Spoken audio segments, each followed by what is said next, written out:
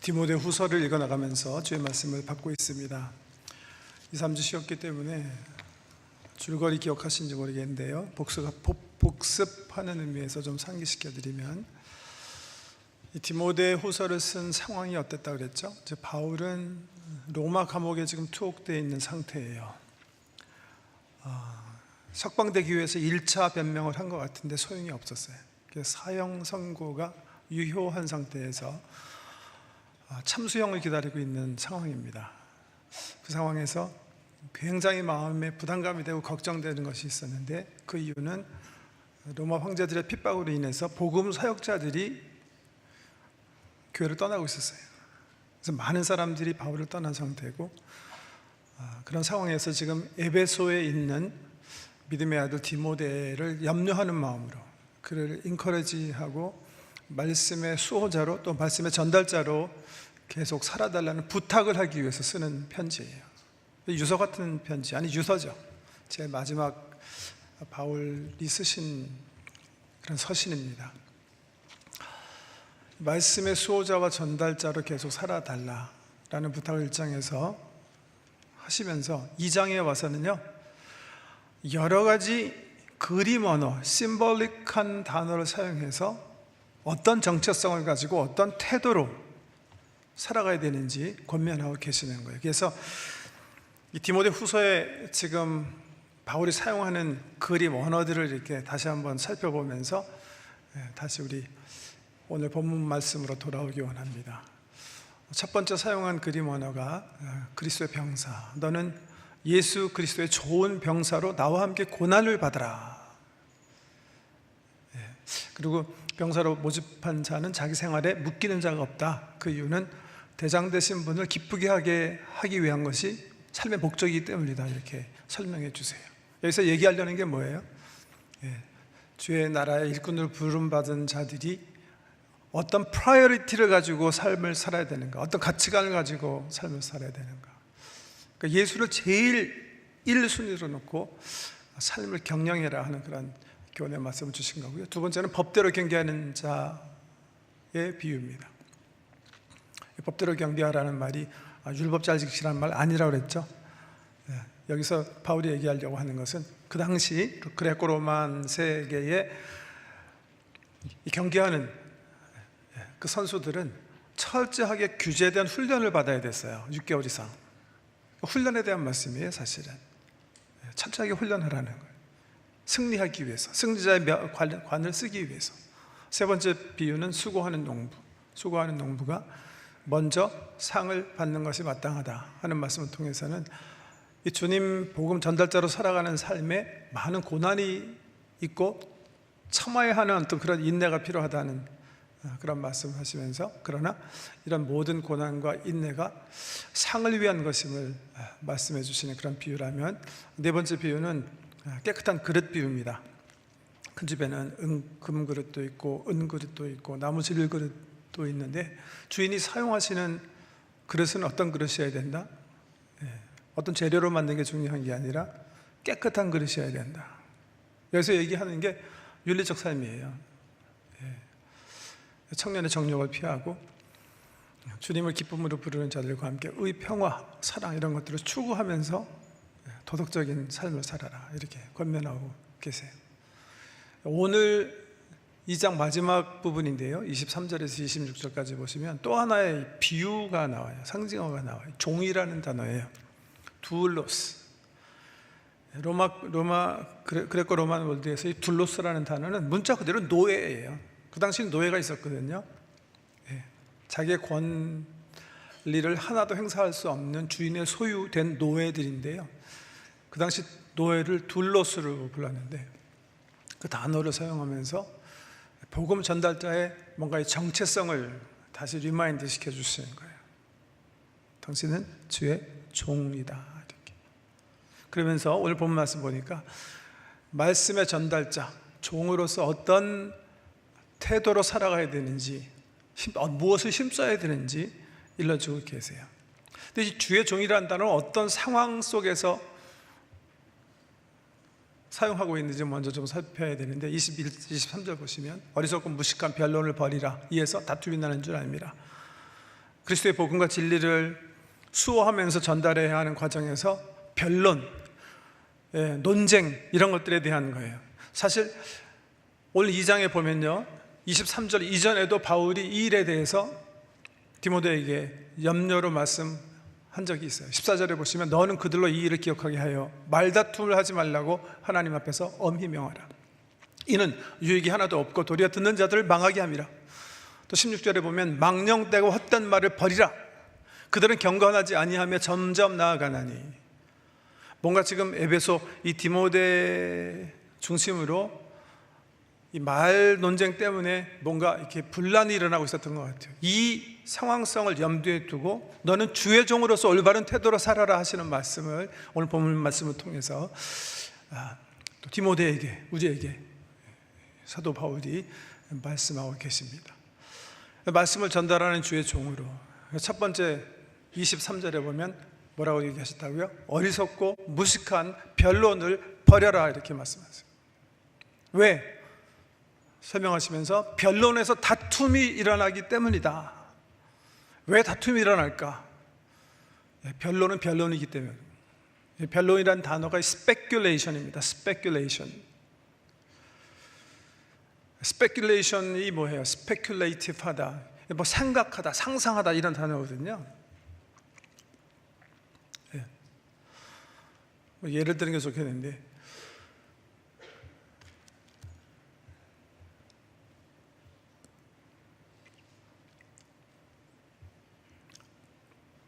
예를 들기 전에 설명을 먼저 드려야 돼요. 플라토, 소크라테스의 제자. 소크라테스의 생각을 글로 남긴 사람이 제자 플라토인데요. 소크라테스는 책을 읽어보면 우리가 알고 있는 지혜의 세계를 둘로 이렇게 딱 나눴어요. 하나는 World of 독사 그렇게 써요. 독사, Public Opinion, Popular Opinion. 그런가 하면 또 하나의 세계는 로고스의 세계다 이렇게 얘기했어요. 로고스의 세계라는 것은 지식의 세계예요. 지식. 열심히 공부하고 논쟁하고 알게 되면 모든 사람이 동의할 수 있는 그런 세계, 지식의 세계예요. 그건 난리지, 로고스의 세계다 그랬어요. 그런가 하면 또 하나의 렐름이 있는데, 또 하나의 세계가 있는데, 이거는 독사의 뱀 독사 말고요, DOXA, 어피니언이라는 뜻이에요. 근데 이 어피니언은 사람들이 그냥 가질 수 있는 관점이기 때문에 뭔가 옳다 그르다 증명할 수가 없는 거예요. 난리는 안 그래요. 열심히 연구하고 공부하면 결론을 낼 수 있는 부분이에요. 그럼에도 불구하고 우리는 소크라테스 말에 의하면 이 월드 오브 날리지에 주로만이 살지 않고 월드 오브 독사에 산다 그래서 실질적인 실체적 삶의 렐름, 리얼리티의 렐름에 살지 않고 리얼리티의 그림자인 페노메나, 현상 속의 삶을 산다 이렇게 표현하는데요.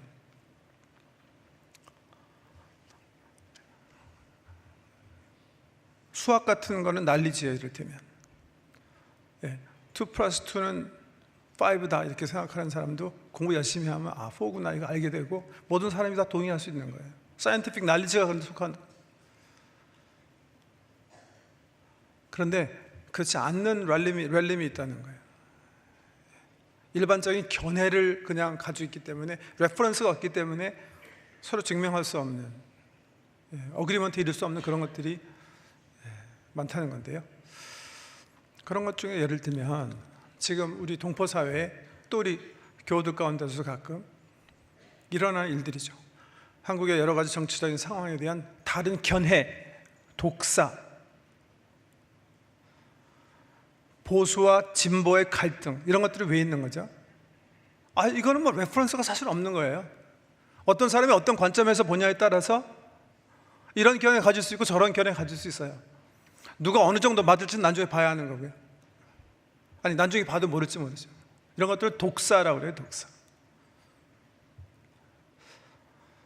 그런데 성경이 뭐라고 얘기하고 계세요? 무식하고 어리석은 변론을 버려라 이렇게 얘기해요. 왜? 여기서 다툼이 나는 거예요. 이거는 맞고 틀림이 확실하지 않기 때문에 그런 변론을 하지 말, 그런 논쟁을 하지 말아라. 빌립보서 1장에 보면 그런 논쟁에 대해서는 오히려 어떤 자세를 취해라? 수용하는 자세를 취해라. 맞네. 당신 말도 맞네. 당신 말도 맞고. 왜? 어차피 정답이 없는 독사, 견해이기 때문에, 그냥 관점에 불과하기 때문에 그렇다는 거예요. 예수 그리스도의 진리도 마찬가지예요. 하나님, 창조주 하나님께서 성경을 통해서 우리에게 알려주신 진리가 있어요. 그거 왜 우리가 알 수가 있어요? 전혀 알 수가 없어요. 늘 말씀드렸던 것처럼 개미가 사람 이해하는 것보다 더 힘든 거예요, 사실은. 우리 하나님 말씀으로 우주를 창조하신 하나님이세요. 하나님의 생각과 하나님의 그 위엄과 그 능력을 우리가 어떻게 추측이나 할 수 있겠습니까? 우리가 알 수 있는 것은 다만 우리가 알 수 있는 언어로 커뮤니케이트 해주시기 때문에. 그래서 말씀을 계시라고 그러는 거예요. 계시의 범주를 벗어나지 말라는 거예요. 계시의 범주를 벗어나는 것을 다 스페큘레이션, 변론으로 얘기하시는 거예요. 사실은 말씀의 종들은 우리가 전도하는 과정에서 그런 말씀을 아주 자신 있게 고백해야 돼요. 잘 모르겠는데요. 무슨 말씀이죠? 성경에 없는데요, 그 말이에요. 우리는 가르쳐 주시는 만큼만 아는 거예요. 가르쳐 주시는 데까지만 가는 거예요. 그 이후는 몰라요. 하나님의 그 크심이 계시로 나타나지 않았기 때문에, 우리가 알 수 있는 언어로 전달되지 않았기 때문에 우리는 모를 수밖에 없어요. 그런 의미예요. 어리석고 무식한 변론을 버리라. 왜? 변론은 변론이기 때문에, 관점이기 때문에. 그런 것을 주장하게 되면 거기서 다툼이 일어나기 때문에 그런 거 하지 말아라. 그렇게 명령하고 계시고, 그 다음에 보시면 다투지 말아라. 이거 계속 22장이 반복되는 말씀이에요. 왜? 다투지 말아라. 비슷한 말씀인데요. 그 다음에도 보시면 모든 사람에 대하여 부드럽고 친절하게 대해라. 우리 개역 한글에 보면, 개역 개정에 보면 온유라는 단어가 2번 나오는데요. 짧은 말씀 속에 사실은 원어에 보면 다른 단어예요. 첫 번째 건 오히려 친절하게라고 번역했어요. 맞아요. 두 번째 나오는 단어 온유는 우리 예수님께서 말씀하신 바 온유한 자는 복이 있나니 할 때 그 온유거든요. 첫 번째 단어는 그 온유 아니에요. 친절하게 대해라 하는 의미의 온유인데, 여기 우리 성경에 보면 모든 사람에 대하여 온유하며 이렇게 표현했는데, 영어 성경에 보면 meek라고 표현하지 않고 kind로 표현하셨을 거예요. 모든 사람에 대하여 부드럽고 친절하게 대해라, 이렇게 말씀하죠. 말씀을 전하는 주의 종들이. 여기 부드럽고 친절하라는 원어 단어 살펴보면 유모가 아이들을 돌보는 부드러움이에요. 유모가 아이들을 부드럽게 잘 돌보네, 깊은 사랑을 가지고 돌보네 할 때 사용하는 단어예요. 그런 마음으로 대하는데 누구를 그렇게 대하라고요? 그게 챌린지예요. 그래서 모든 사람에 대해서. 구태여 여기서 바울이 모든 사람이라는 단어를 쓴 이유는 뭘까요? 지금 이 말을 하는 컨텍스트가 주로 누구냐 하면, 주로 지금 말씀 전하는 것을 반대하거나 전하는 사람을 힘들게 하거나 어렵게 만드는 그런 분들 얘기합니다. 내가 좋아하는 사람, 내가 친하고 싶은 사람, 이런 사람들만 골라서 부드럽고 친절하게 대하라는 말이 아니에요.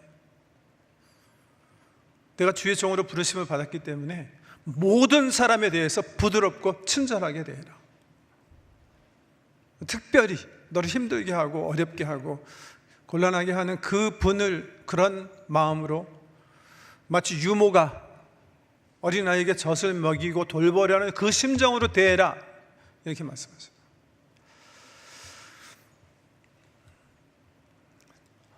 가르치기를 잘하며, 말씀의 종이니까 당연한 얘기죠.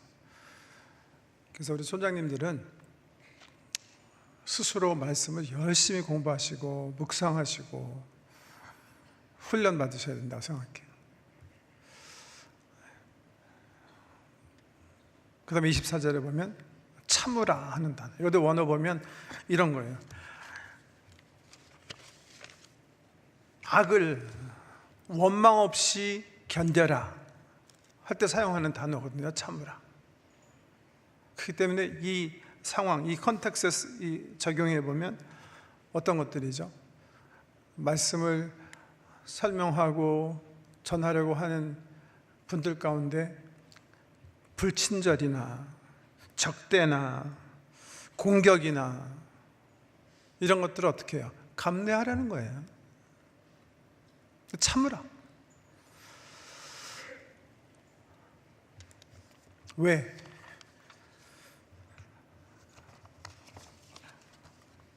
왜 하기 전에 하나 더 있네. 그 다음에 다섯 번째 뭐예요? 거역하는 자를 온유함으로. 아까 온유함이란 단어가 24절에도 나왔다 그랬는데 똑같은 단어 아니라고 그랬죠. 거역하는 자를 온유함으로.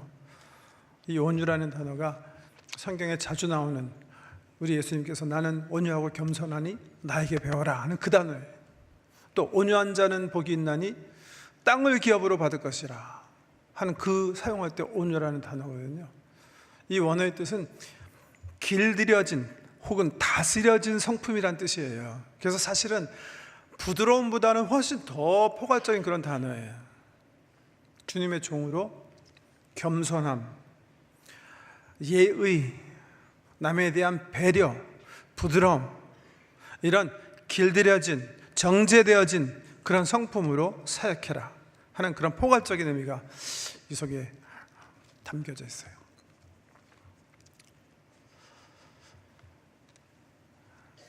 보세요. 다투지 말고 모두를 친절하게 대하고 힘들어도 참고 겸손과 예의와 부드러움과 열심으로 말씀을 가르쳐라. 왜 이렇게 말씀하실까요? 왜 주의 말씀의 정도 이렇게 살아야 되나요? 그 이유를 25, 26절에서 설명하고 계시는 거예요. 혹 하나님이 그들에게 회개함을 주사 진리를 알게 하실까 하며 그들로 깨어 마귀의 올무에서 벗어나 하나님께 사로잡힌 바 되어 그 뜻을 따르게 하실까 함이라. 성경에서 말씀하신 진리, 그리스도의 복음을 이해하지 못한 그 상태를 얘기하면서 뭐라고 얘기하시냐면 마귀의 올무에 잡혀있는 상태다, 이렇게. 이 사람의 마귀에 잡혀있는 상태, 이 올무로부터 해방시키는 이 일을 누가 하세요? 하나님 하시는 거예요. 그렇게 얘기하셨죠. 혹 하나님이 그들에게 회개함을 주세요. 하나님 하시는 이 일에 하나님 도구로 사용하는 분들이 있어요. 그게 누구예요? 저와 여러분인 거예요. 그런데 우리가 말이죠, 다퉈요. 불친절하게 돼. 힘들어서 때때로 쳐버려요. 우리 삶 속에 교만이 나타나기 시작했어요. 부드러움을 잊어버리기 시작했어요. 무례함이 자행되기 시작했어요. 그렇게 되면 어떻게 되는 거죠? Even God do not have a chance. 하나님이 지금 이 사람 마귀의 올무에 붙여있는 이 사람을 해방시키기 위해서 지금 사역하시는데 우리로 하여금 하나님의 구원의 그 은총이 전달되지 않을 수가 있다. 그렇기 때문에 주의 종들이 이렇게 살아라, 이렇게 바울이 명령하고 있는 거예요. 우리 자녀들 교육할 때도 얘기하죠. 아이들이 잘못했을 때 먼저 잘못한 거에 대해서 화내고 얘기하면 그 다음에 결과가 뭐죠? 아무것도 안 나타나요. 왜 그런지 아세요? 아시죠? 부모님들이 너무 잘 아시는 거죠. 왜 그렇죠? 아이들의 관점에서 이미 I pay the price. 이미 당신 화냈으니까, 나 화 받았으니까 뭐 빚졌다, 이제 미친 거 없다는 거죠. 빚진 거 없는 거예요. 그 다음 말은 안 들어도 되는 거예요. 그래서 분노 속에서 얘기하는 모든 것들은 아무 소용이 없어요. 딴 사람이 잘못했기 때문에 내가 먼저 화를 냈어요. 그 사람은 잘못한 거에 대한 응당의 프라이스를 페이한 거예요. 둘 다 똑같이 된 거예요. 나도 잘못해서 너도 분노했으니까 잘못한 거니까 이제 비긴 거예요, 이제. 그 다음에 아무 교훈은 유효하지 않아요. 그 구조예요. 성경에서 말씀하시는 구조. 전체적으로 보면 사실 한 말씀 하는 것 같아요. 온유해라, 온유해라. 복음을 위해서 온유해라. 복음이 전달되게 하기 위해서 모든 것을 참고 부스럽게 하고 화내지 말고 다투지 말아라.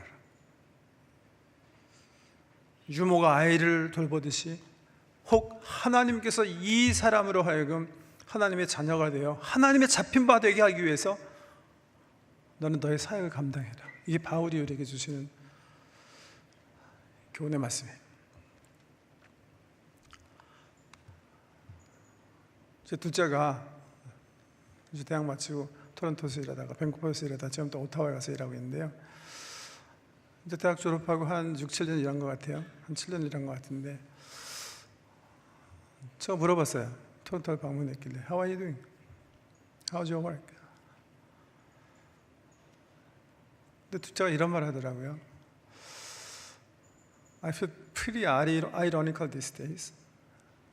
얘가 지금 무슨 펀드라는 그쪽에서 일하고 있는데요. 세상적으로 보면 돈도 잘 벌고 또 직임으로도 부러워하는 그런 직임 얻었으니까 좋아할 법도 한데 이렇게 얘기하더라고요. 대학교 졸업하고 6년 일한 다음에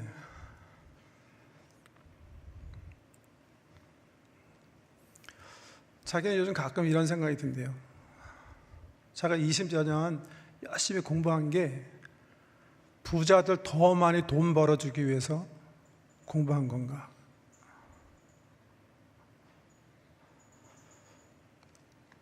이런 것들을 철학에서는 실존적인 고독이라고 그래요. 바쁘게 열심히 사는데 왜 사는지 확실하지가 않는, 아니 왜 살지? 내가 왜 바쁘지? 이렇게 물어보는데 그 대답이 이게 영 마음에 안 드는 거예요.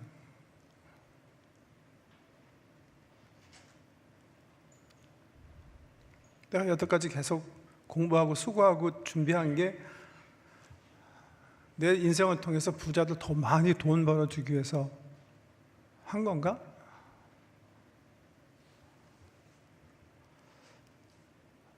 제가 그 퀘스천을 하는 둘째 보면서 굉장히 속으로 좀 흐뭇했어요.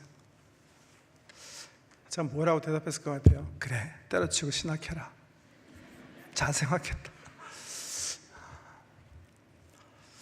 제가 그렇게 얘기하지 않았어요. 제가 그렇게 얘기했어요.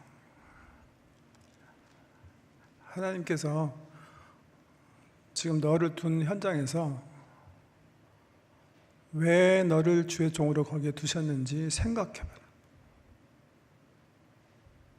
네가 종으로 거기서 살아야, 종으로부터 하나님께서 네 삶의 현장, 그 직장에 왜 너를 두셨는지를 발견하고 그 사명을 살아야 네 삶에 기쁨이 있고 평강이 있을 것이다. 그런데 그 퀘스천을 사는데 네 판단에 여기는 그 기쁨과 그 정의의 사명을 감당하지 못하겠다 그렇게 생각하면 move on, change. It's not worth it. 그래서 어드바이스에서 저는 제 아이에게만 그런 질문 받지 않아요. 저는 어떤 젊은 이로부터 혹은 중년 인생을 다 산 분들 속에서도 그런 실존적 고독을 많이 발견하고 이야기되는 것을 들어왔어요. 올해 이상하게 다른 어떤 해보다도 정말 통계적으로 보면 세상 떠나시는 분들이 많으셨어요. 또 저희 성도님들, 부모님들 가운데 또 한국에서 주님나라로 떠난 분들이 많은데요. 저나 여러분이나 언제 어느 순간 주님 앞에 서게 될지 모르는데요. 그 마지막 아워에 다시 내 삶을 이렇게 돌아보게 되거든요. 근데 돌아봤는데 나는 뭐 했지? 내가 잘 산 건가? 이랬는데 아닌 것 같은데 이렇게 되면 이거는 정말 깊은 고독감을 느낄 수밖에 없는 마지막이 되는 거예요.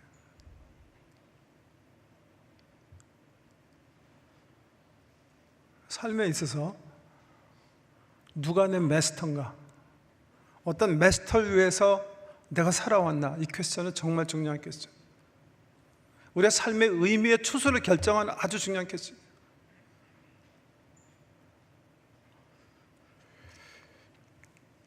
60년대 말 70년대에 70년대 초 중후반에 여기 북미에 기독교 청년들이 입고 다니는 티셔츠가 있었어요. 요즘은 좀 사라진 포스터인데요. 티셔츠인데 이런 거였어요.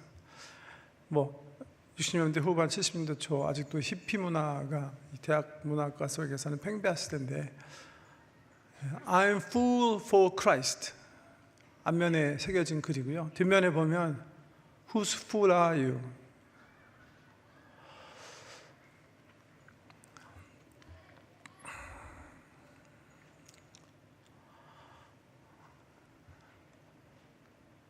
I'm full for Christ.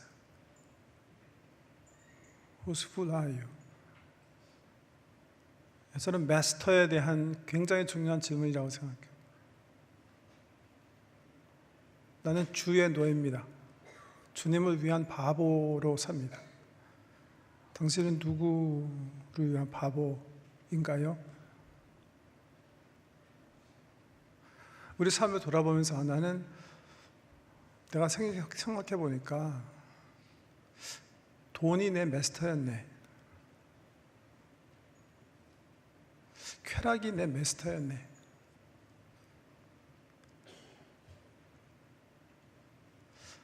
명예와 직임이 내 마스터였네. 이렇게 내 삶을 이렇게 돌아보면서 고백해야 된다면 그때 고독은 정말 누구도 메꿀 수 없는 그런 고독이에요. 저는 오늘 말씀 앞에 우리가 각자 물어봐야 된다고 생각해요. Whose fool am I?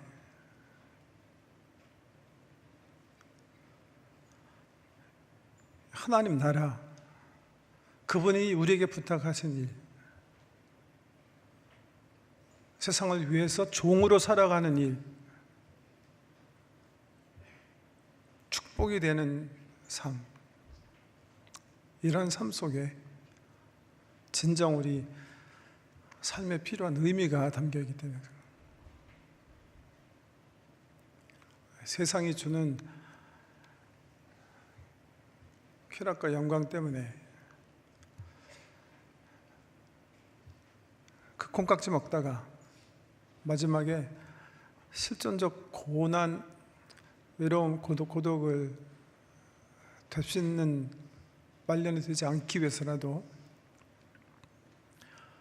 지금 우리 삶의 마스터가 누군지 생각해보고 오늘 말씀을 통해서 You are my doulos, 너는 내 종이야 하는 주의 음성을 심각하게 받으시는 여러분 되시길 주의 이름으로 축복합니다. 기도하겠습니다.